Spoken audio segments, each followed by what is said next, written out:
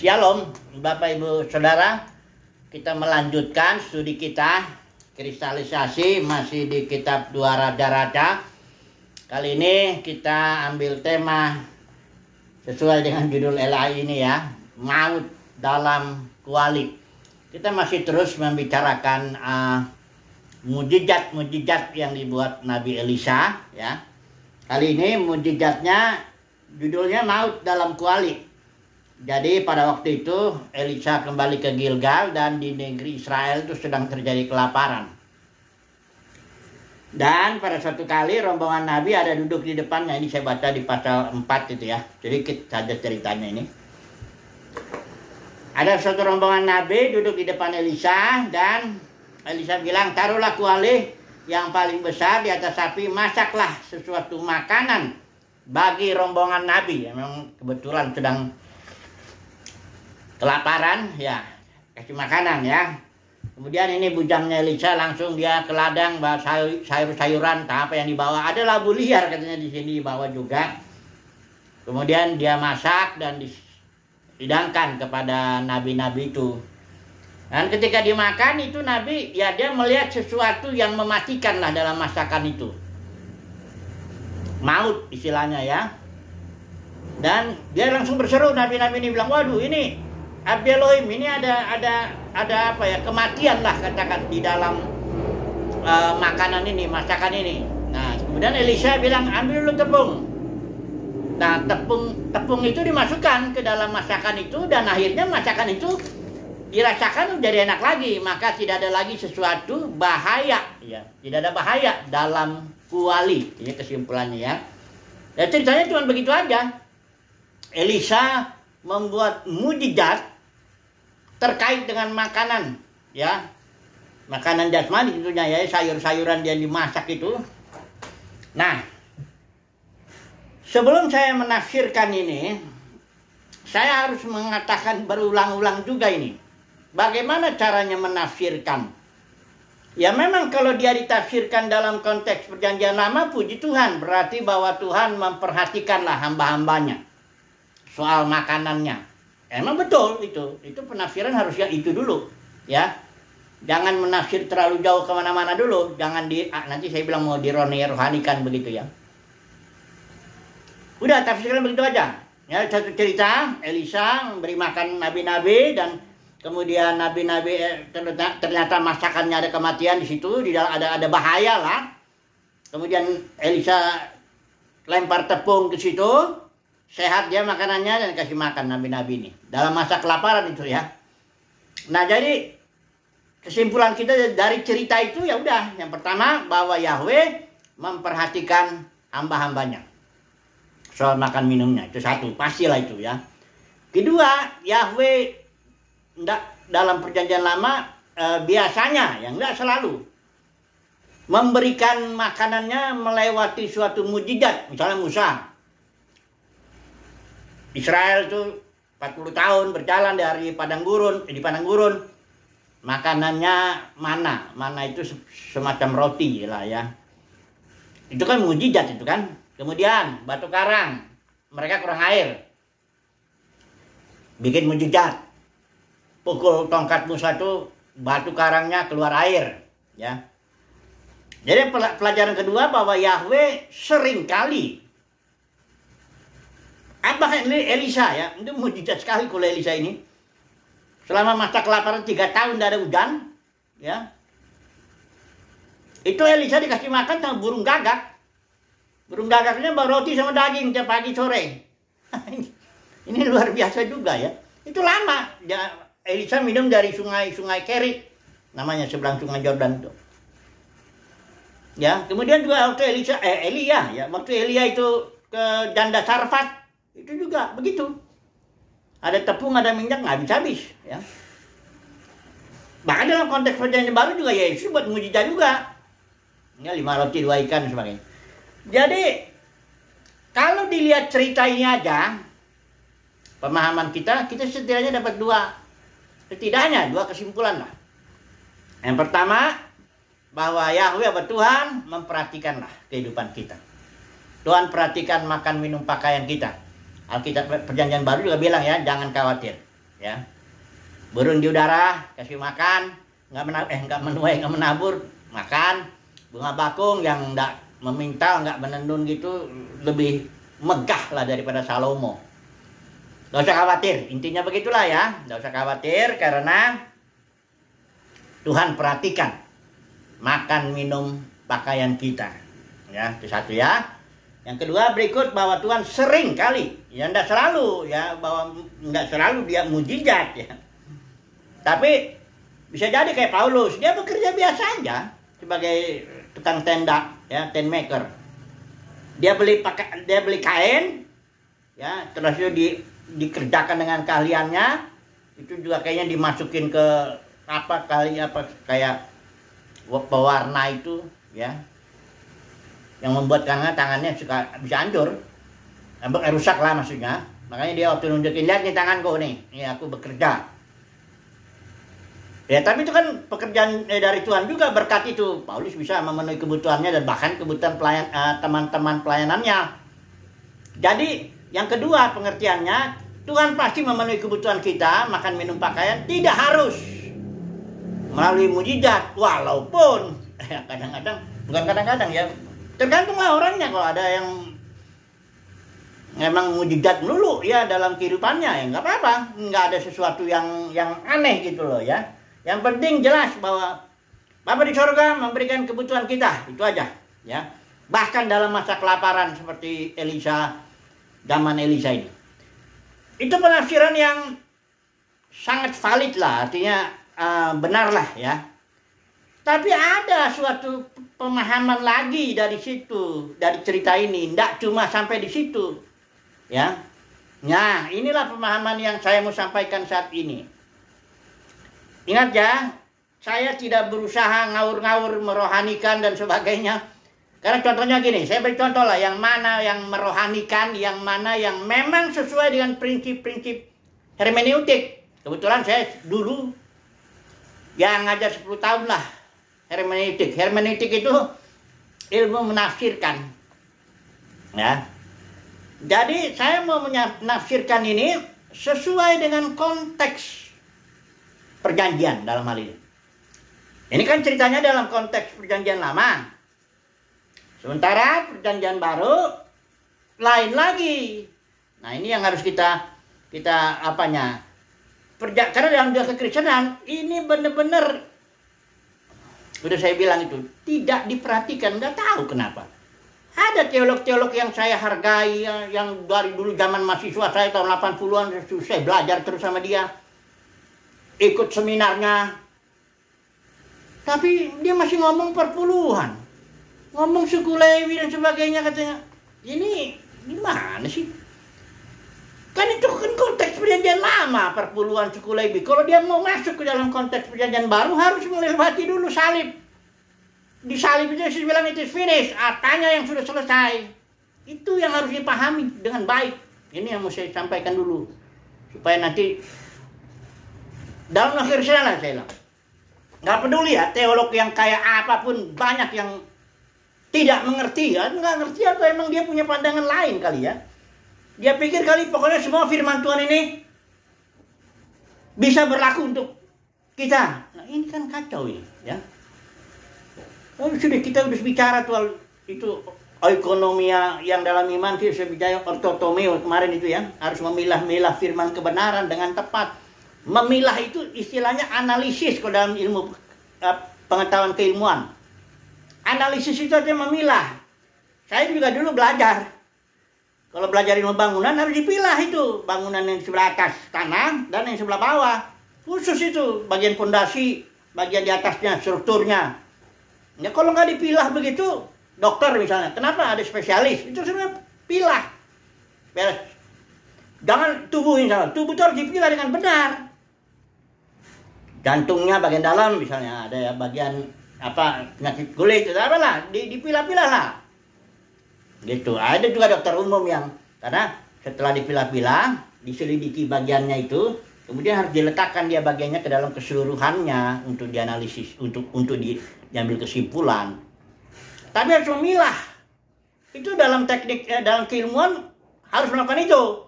Kalau nggak bisa kita memahami sesuatu itu. Karena sesuatu itu utuh.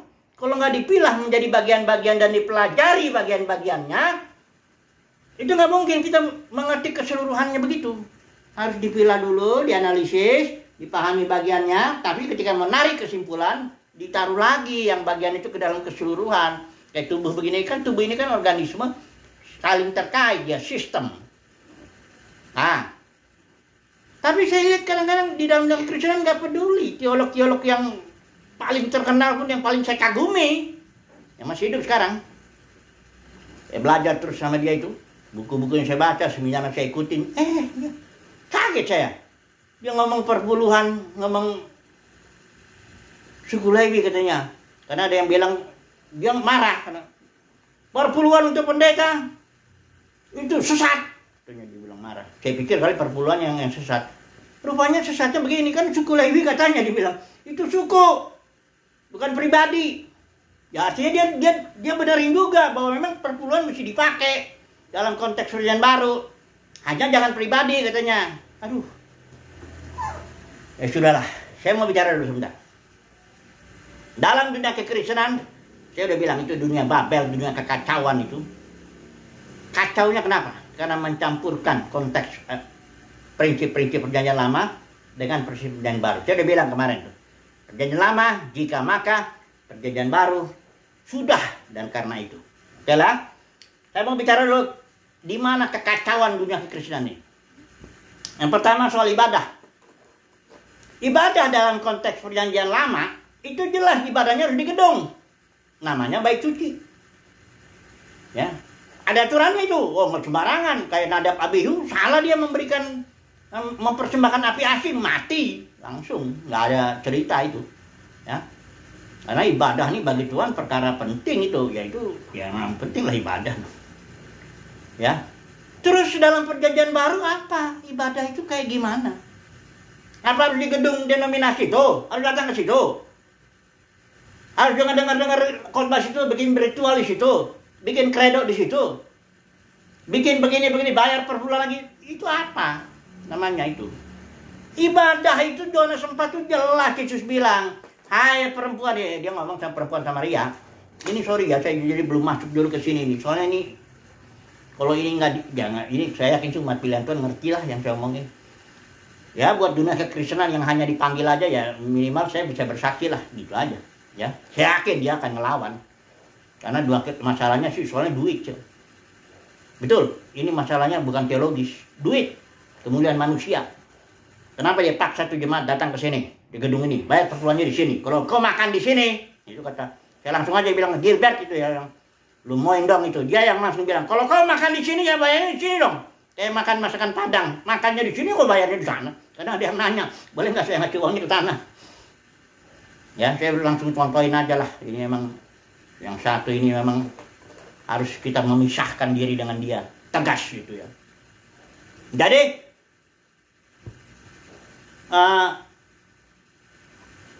masalah yang saya mau bicarakan ini memang bukan hanya masalah, bahkan lebih banyak bukan soal masalah teologis. Karena seorang teolog pun yang otaknya itu, saya pinter banget itu. Ya. Toh juga bicara perpuluhan, toh juga soal suku Lewi lagi. Apa urusan kita dengan suku Lewi? Semua kita di sini imam-imam kok. Imam menurut aturan Melkisedek, kalau imam menurut aturan Harun, ya memang Lewi. Ngapain dibawa-bawa? Ya kita ini bukan imam atau bukan suku Lewi aturan Harun. Apa urusannya kita di sini? Saya orang Batak, yang ke situ mungkin orang ini macam-macam, Jawa, Sunda, atau apa semuanya, Chinese, nggak bisa di. Kadang-kadang memang nggak masuk akal saya, udah nggak masuk akal saya. Tapi ketika saya bicara, saya melihat soal perut, baru masuk akal ya. Yang namanya soal perut, siapa yang mau, siapa yang, ya saya bisa ngerti. Kenapa dia ngomong gitu?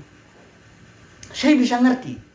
Kenapa dia sampai bicara-bicara suku Lewi masukin ke dalam konteks perjanjian baru? Kenapa? Perut, kemuliaan manusia, alirannya, dia dapat makan di situ soalnya. Bagaimana kalau nanti bicara lain dari situ? Kan diusir dari sinodenya jalan. Nanti gimana makannya? Nah, kan gitu kan? Jadi soal perut, bukan soal teologis. Tapi bisa juga soal teologis karena perut ini membutakan juga. otak. Karena Bileam itu dicinta uang. Dia buta loh, dia nggak bisa ngelihat itu ada malaikat yang bawa pedang mau pancung kepalanya. Itu keledai, itu mata keledai, itu mata binatang itu lebih tajam. Keledai itu dia lihat, itu ada malaikat pancung lu sampai 3 kali. Tapi Bileam nggak bisa lihat karena soal perutnya itu cinta uang. Karena uang itu membutakan, cinta akan uang membutakan ya.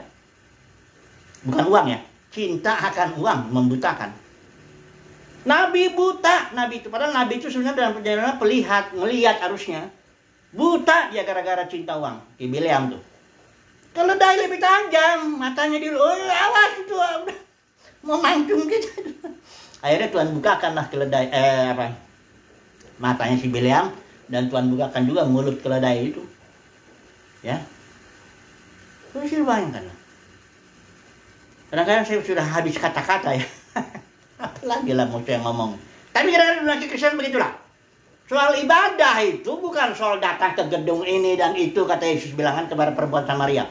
Bukan di Yerusalem, di Gunung Gerizim. Memang dulu zaman konteksnya lama memang di Yerusalem orang harus memberi korban di Yerusalem, minimal orang Islam 3 kali. Orang Israel ya, hari raya Paskah, Pentakosta, Tabernakel harus 3 kali setahun minimal datang ke Yerusalem. Karena apa? Tuhan menaruh namanya Yahweh itu di kota itu, di Yerusalem, dan bait suci sebagai simbol kehadirannya. Itu kan konteks perjanjian lama. Kok perjanjian baru bagaimana? Kata Yesus, ada saatnya perempuan. Ibadah itu bukan soal di Yerusalem, bukan soal di Samaria, Gunung Gerizim di Samaria. Ibadah adalah dalam roh dan kebenaran. Kenapa? Dalam roh itu artinya karena disinilah nama Tuhan, disinilah kehadiran Tuhan, Christ in you.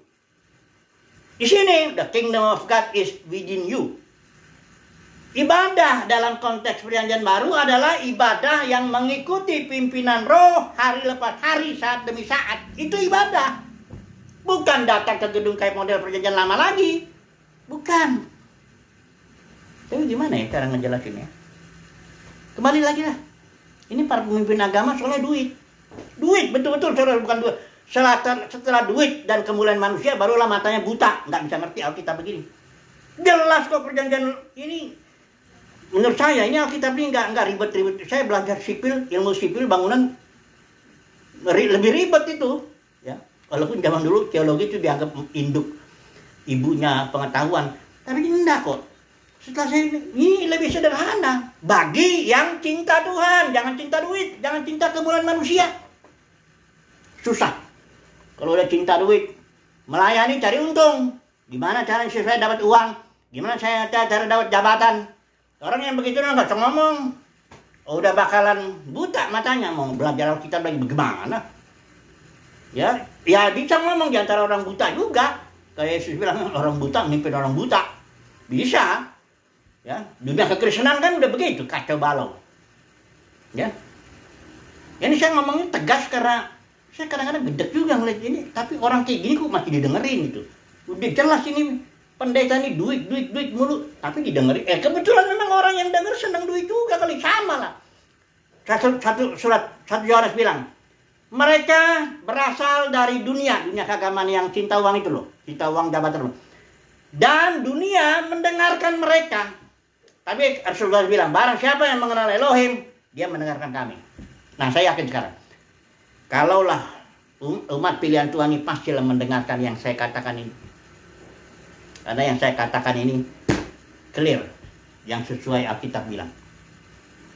Kalau saudara umat pilihan Tuhan, pastilah dalam batinmu terasa ada pengurapan yang mengatakan yes, amin. Begitu, ya. Ini bukan saya bener-benerin diri bela-bela, nggak usah. Buat apa? Buat apa nggak bener-bener buat umat pilihan Tuhan mah nggak butuh kemuliaan manusia. Karena Paulus bilang barang siapa yang menyenangkan manusia, nggak hamba Kristus dia. Umat pilihan Tuhan yang nggak takut nggak dapat duit dari ibadah semua, nggak ada. Dia umat pilihan Tuhan yakin burung aja dipelihara. Nah, gimana kita? Walaupun kita dengan bekerja nggak apa-apa. Pokoknya makan, minum, puaslah ya. Umat pilihan Tuhan mah puas dalam batinnya. Nggak butuh sanjungan, pengakuan, kemuliaan manusia nggak butuh. Karena Christ in you, the hope of glory, kemuliaan itu di dalam batin kita sudah kita miliki. Tinggal diekspresikannya aja, kemuliaan Tuhan. Tinggal dinyatakan nanti. Apabila Kristus yang adalah hidup kita dalam batin ini menyatakan diri kelak, kita akan ikut menyatakan diri bersama-sama dengan Dia dalam kemuliaan Tuhan. Soal ibadah, soal baik juga ya, konteks perjanjian lama. Di sini baik, bilang rumah Tuhan tuh banyak orang dalam kekristenan tahunya rumah Tuhan tuh itu gedung denominasi itu rumah Tuhan katanya. Repot, ya. Saya pernah juga berdebat sama dia, diakui kalian teolog udah meninggal sekarang. Saya bilang rumah Bapak itu kita, bukan gedung itu. Dia ngelawan. Aduh, saya bilang bagaimana yuk? Rumah Tuhan aja kagak tahu dia apa. Rumah Bapak nggak tahu. Sangka rumah Bapak itu bentuk jasmani, entah di mana, nunjau di sana. Sama surga juga katanya jalannya dari emas apa. Emang semuanya jasmani. Pengertiannya, saya udah banyak bicara soal ini. Jadi saya nggak ngomong soal maut dalam kuali ya. Kadang-kadang sih ngomong. Pokoknya ini ya perpuluhan buat suluh kedatangan Tuhan juga jasmani itu konsepnya dalam kekristenan. Ya, kedatangan Tuhan kedua kali katanya. Padahal nggak ada istilah. Kedua kali itu nggak ada. Saya udah bikin tulisan ada 30 seri apa. Emang satu halaman. Kedatangan Tuhan katanya secara jasmani, diangkat kita secara jasmani. Udahlah. Repot. Oke lah, kita masuk dulu ini. Ntar dia ngamat kayaknya waktu saya sudah habis ya. Jadi pengertiannya kalau Paulus bilang ya, lihat di dalam 1 Korintus 10 ayat 14. Paulus bilang batu karang yang dipukul Musa secara jasmani itu, batu yang jasmani itu yang dipukul, baca 1 Korintus, kita nggak sempat lagi baca lagi. 1 Korintus 4, batu karang yang dipukul oleh Musa, tongkat Musa yang semuanya jasmani, tongkatnya jasmani, batunya jasmani, keluar air jasmani. Paulus bilang batu karang itu adalah Kristus. Baca tuh 1 Korintus 10 ayat 4, tadi saya ngomong. Itulah penafsiran yang rohani. Tapi bukan merohanikan ngawur-ngawur. Lain kalau misalnya saya pernah dengar khotbah. Paulus jalan naik kapal. Pernah kan waktu mau ke Roma itu? Terus kena apa? Badai.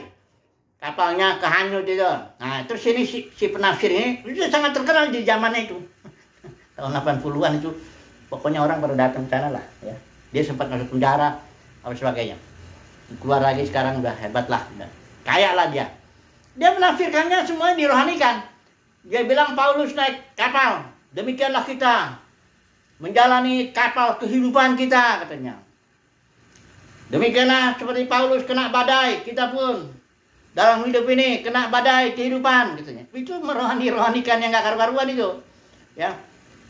Seperti ya Paulus begini kok. Ya memang sih ada maksud akalnya. Emang benar kita hidup ada badai kehidupan, tapi jangan ngambil ayat itu mau ditafsirkan secara rohani, rohanikan begitu. Cuma nggak ada prinsip hermeneutiknya dari mana. Tapi kalau misalnya Paulus bilang ini batu karang Musa yang dipukul Musa jasmani, dan dia bilang di sini 1 Korintus 4, batu karang ini adalah Kristus, itu rohaninya ada prinsip konteks yang benar. Perjanjian lama memang jasmani, berkatnya jasmani, baiknya jasmani, kerajaannya jasmani, musuhnya jasmani, orang Israel itu ya, 7 bangsa. Apanya lagi? Ibadahnya jasmani, semuanya gitu. Nah, di sini rohani. Efesus 1 ayat 3 berkatnya berkat rohani juga. Kalau Paulus ngomong itu benar, dia bukan merohanikan. Dia menggunakan prinsip konteks, yaitu prinsip perjanjian lama itu hanya bersifat nubuat, lambang, dan bayangan. Perjanjian baru ini adalah penggenapan, realita, dan juga wujudnya. Apa wujudnya? Kolose 2 ayat 17, Kristus wujudnya. Jadi saya mau tafsirkan ini, ya. Makanan, ada maut, ada bahaya di sana, ya.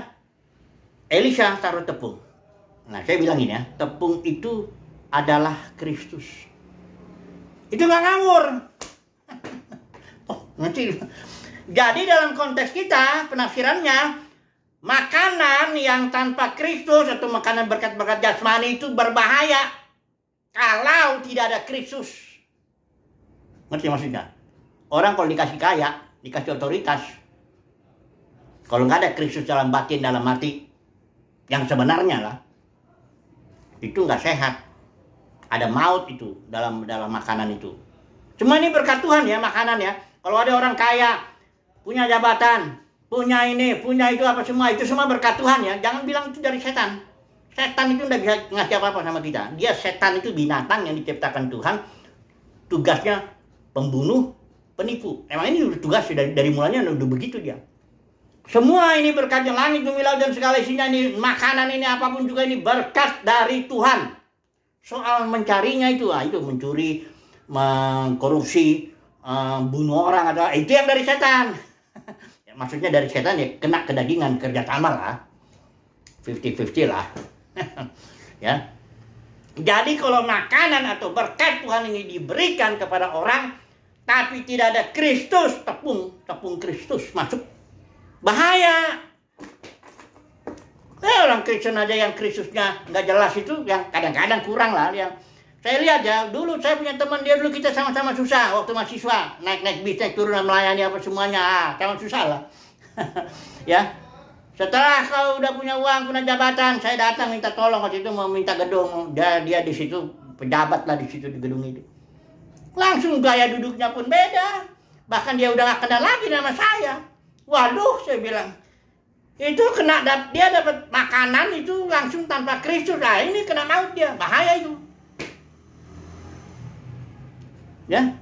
Tapi kalau orang yang dipenuhi Kristus mah nggak masalah, mau dipercaya kayak Yusuf misalnya, contohnya lah. Yusuf itu orang kedua di satu negara Mesir yang zaman itu makmur sekali. Oh, Yusuf tetap aja sebagai hamba Tuhan, tetap hamba Tuhan. Ya. Diganggu sama istrinya Potifar itu juga nggak biasa. Dia biasa aja lah di penjara, atau dia sedang menjadi orang kedua, biasa aja, sama aja, karena dia dipenuhi Kristus, simbol Kristus semua.